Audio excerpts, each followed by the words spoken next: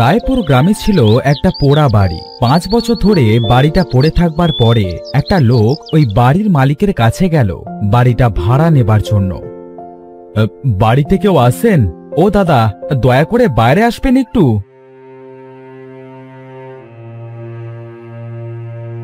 বাড়িতে পুরুষ মানুষ কেউ থাকে না, আমি আর আমার মেয়ে থাকি। ও আচ্ছা, তা দিদি, আমি আপনাদের এই পোড়ো বাড়িটা ভাড়া নিতে চাইছিলাম। ওখানে থাকবেন কি করে? বাড়িটা তো পুড়ে গেছে। তাছাড়া ওই বাড়িতে আমার স্বামীর অনেক স্মৃতি পড়ে আছে। আমি বাড়িটা ভাড়া দিতে চাই না। দয়া করবেন দিদি, পরিবার নিয়ে পথে পথে বেড়াতে হচ্ছে। অনেক কষ্টে আপনার এই পোড়া বাড়ির সন্ধানটা পেয়েছি। আপনি যদি দয়া না করেন তাহলে যে আমার পরিবার নিয়ে রাস্তায় থাকতে হবে।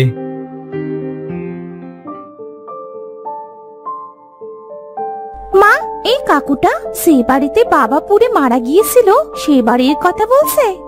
হ্যাঁ রে মা। মা, আমরা তো ওই বাড়িতে থাকি না। তাছাড়া সেখানে দুটো ঘর ভালো আছে, তুমি এদেরকে থাকার জন্য দিয়ে দাও মা। কিন্তু মা, ওই ঘরে কি এনারা থাকতে পারবে? বাড়িটা তো পুরো প্রায় নষ্ট হয়ে গেছে।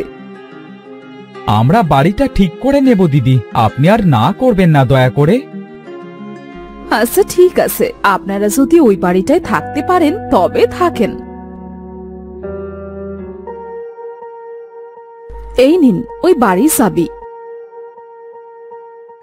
ওখানে 5টা রুম আছে। আপনারা সিঁড়ির কাছের রুমটা কোনোদিনও খুলবেন না, বাকি 4টে রুম দেখতে পারেন।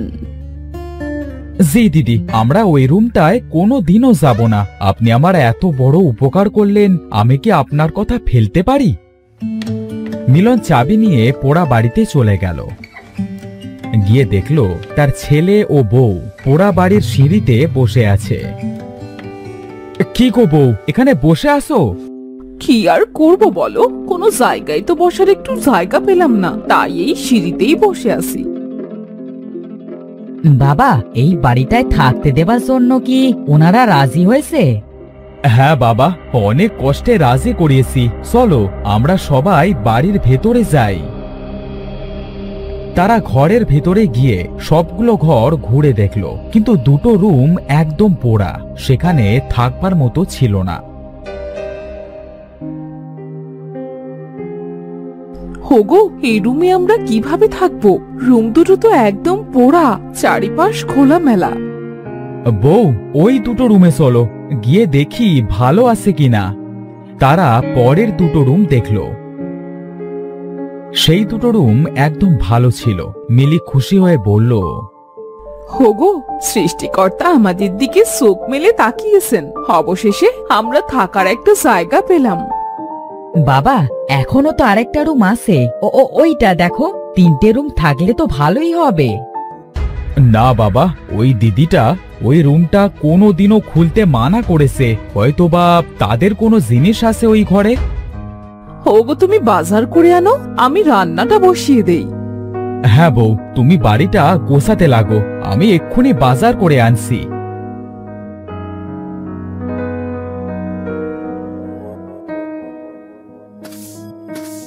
মিলি বাড়িটা সুন্দর করে পরিষ্কার করতে লাগলো। তখন তাদের ছেলে জকি প্রশ্ন করলো, মা, ওই ঘরে এমন কি আছে যে বাবা সেখানে যেতে মানা করলো?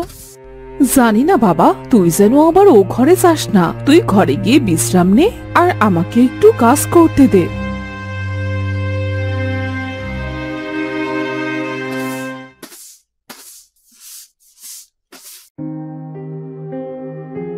মা, আমি তো এখন বড় হয়েছি। মা, তোমাকে একটা প্রশ্ন করতে পারি? তুমি যদি কিছু মনে না করো।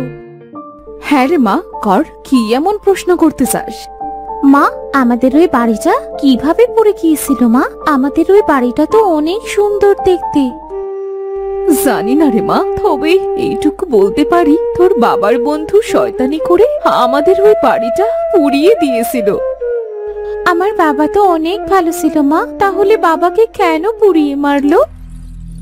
আমার কাছে আর কিছু জিজ্ঞেস করবি না, যতটুকু বললাম সেইটুকুই জেনে রাখ।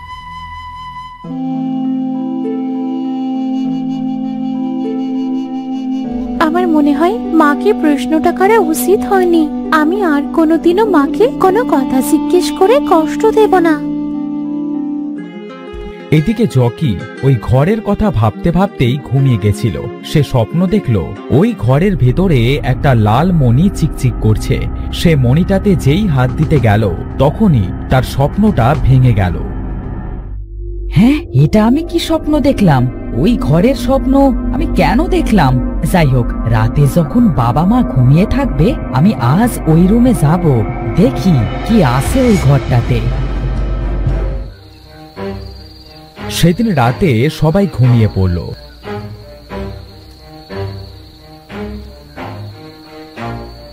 জকি আস্তে আস্তে তার বাবা মা রুমে গিয়ে চাবিটা নিয়ে সেই বন্ধ রুমটা খুলে ভেতরে গেল।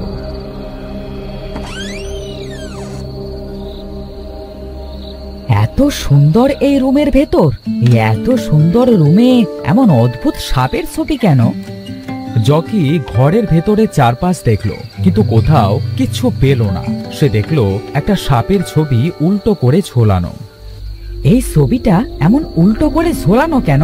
দেখি আমি ঠিক করে দিই।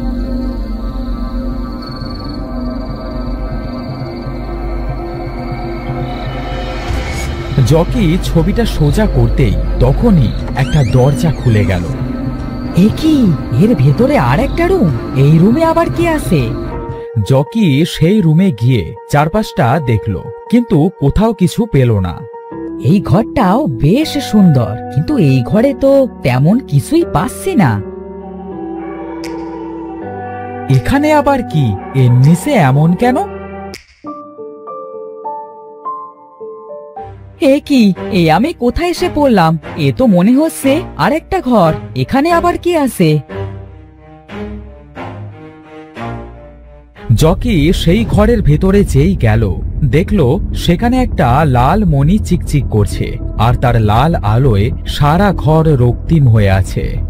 এই তো সেই মণি যাকে আমি স্বপ্নে দেখেছিলাম। এই মণির লাল আলোয় ঘরটা কত সুন্দর দেখা যাচ্ছে।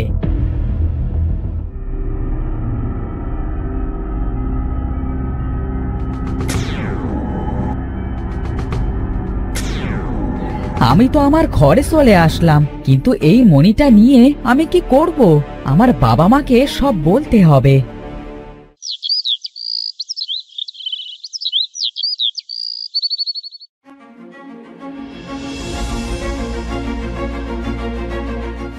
তুই এ কি বলছিস বাবা? তুই ওই ঘরে কি করতে গিয়েছিলি? ওগো, এই মণি নিয়ে চলো, আমরা এক্ষুনি বাড়ির মালিকের কাছে যাই।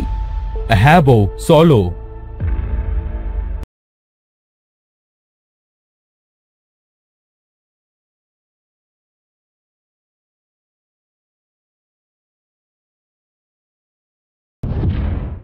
আরে ভাই, আপনারা আজ সপরিবারে আমার বাড়িতে আসুন, এখানে বসুন।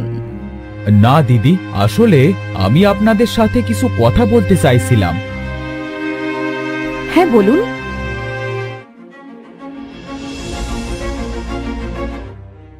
এই জন্যই হয়তোবা সেদিন আমার স্বামীকে পুড়িয়ে মেরেছিল। মা, দয়া করে তুমি আজ আমাকে সবকিছু বলো। হ্যাঁ রে মা, আজ আমি তোদের সবকিছু বলবো। রাজের স্বামী রাজু ও তার বন্ধু জাবেদ কলা বাগানে কলা ভাঙছিল। হঠাৎ তারা দেখল একটা সাপ তাদের দিকে ফনা তুলে আসছে। এ বন্ধু, ওই দেখ, একটা সাপ, তার মাথায় লাল মণি।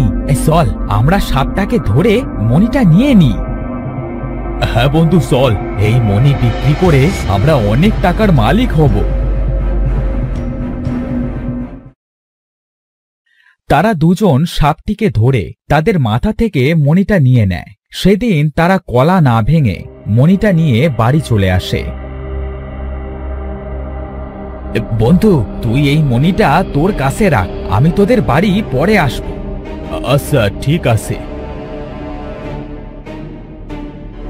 রাজু মণিটা নিয়ে বাড়ি এসে রাজির কাছে সব বলে। রাজি সব শুনে বলে, এটা তোমরা কি করছো? একটা সাপের থেকে তার মণিটা নিয়ে নিলে? তোমার থেকে তোমার সন্তানকে কেড়ে নিলে কেমন লাগতো? আসলে গিন্নি, আমাদের ভুল হয়েছে, আমি এই মণিটা সাপটাকে ফিরিয়ে দেব।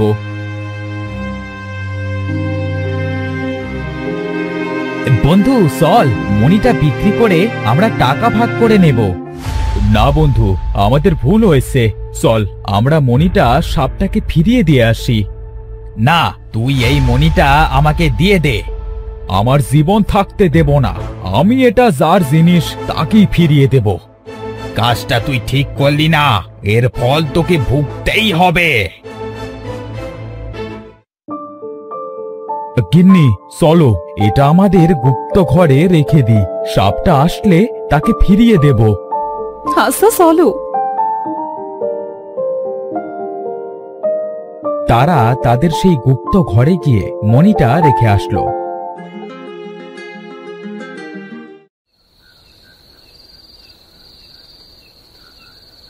সেদিন রাতে তারা যখন ঘুমিয়েছিল, জাবেদ তাদের বাড়িতে আগুন ধরিয়ে দিল। সেদিন রাজু মারা গেল।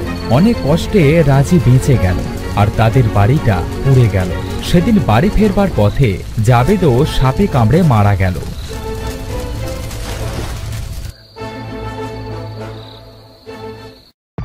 আসলে দিদি, মনে কিছু করবেন না, আমার ছেলেটা ভুল করে ওই রুমে চলে গিয়েছিল। আসলে দিদি, খুবই দুঃখের কথা, আপনাকে সান্ত্বনা দেবার মতো ভাষা আমাদের কাছে নেই। মা, ওই দেখো